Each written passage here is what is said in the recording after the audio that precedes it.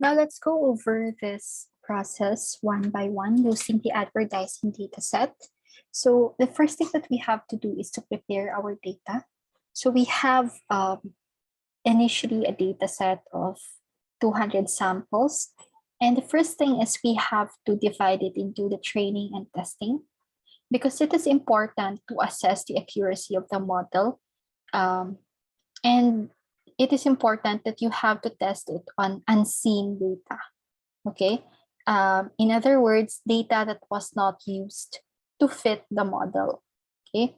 So that's one way to check if your model has generalized well to new data sets. Okay. So after dividing this into training and testing, we will be using the train set to train the model or to compute for the estimates for the model na parameters beta naught and beta 1. Okay, so we have a set of n observation pairs, each of which consists of a measurement of x and a measurement of y.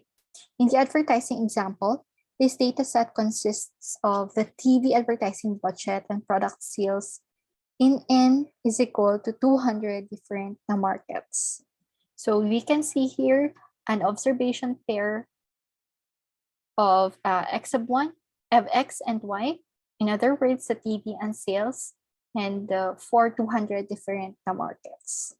Okay, and of course, in order using this data, we want to compute for the parameters or the model parameters beta naught and beta 1.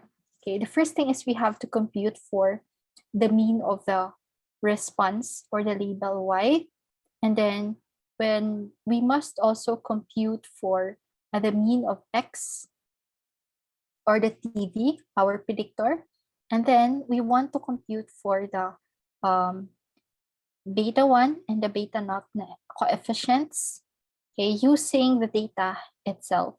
So as you can see here in the numerator, we are going to subtract every value of x with its mean. So first, after computing the mean, then we must subtract each of this value with its mean.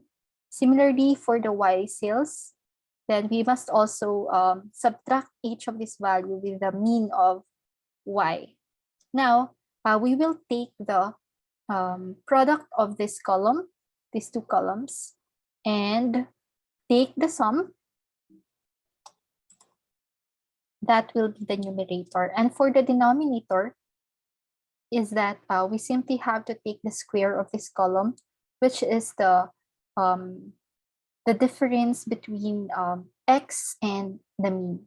Okay, and we also take the sum and we divide them, and we get the first estimate or the slope of the line.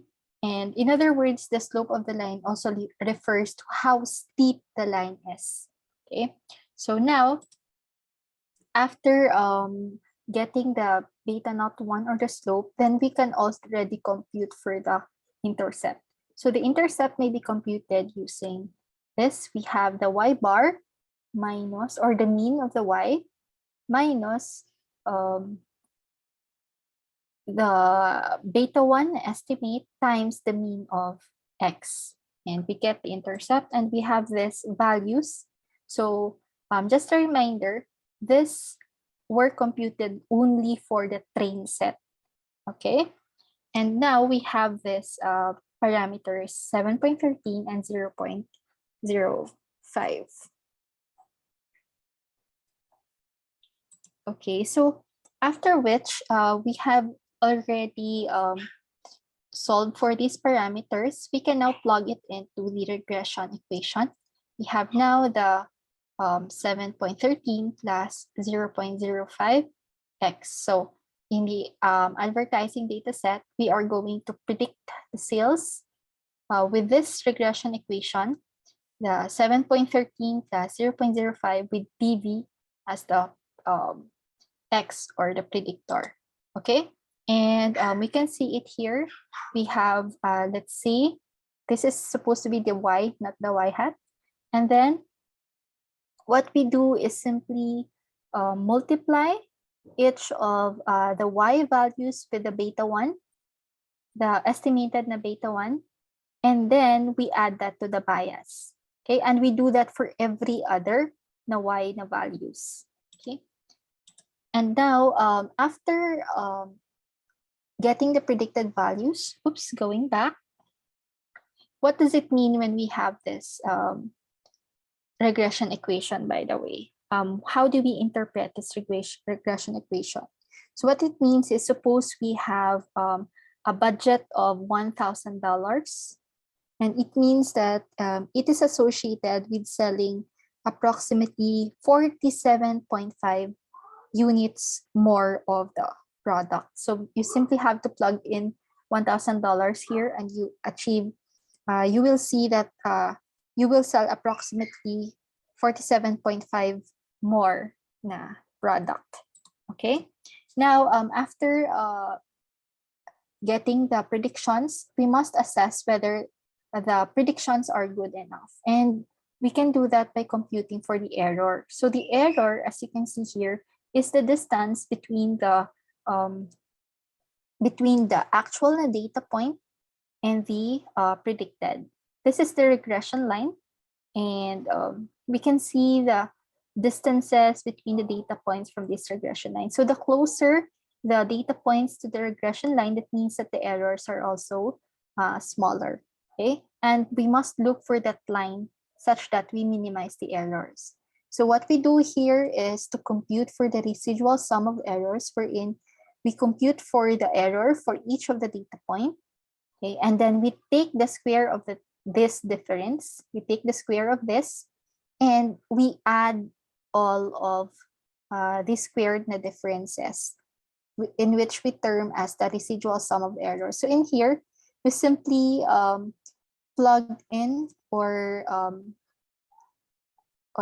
we simply add all the squared na errors, wherein the errors are equivalent to the difference between the actual and predicted for each na data point. And in here, we simply replaced the y hat with this equation. Okay, and we do this for every data point.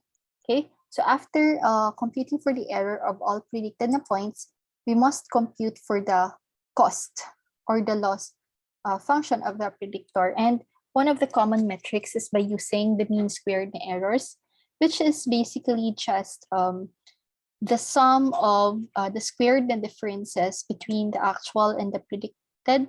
And you can see that this is actually simply just the RSS, or the residual sum of squares, and the RSS divided by the number of observations, or the number of samples, in this case divided by 200, and on the train depending also on the number of training or testing, and that is the MSE. Okay, so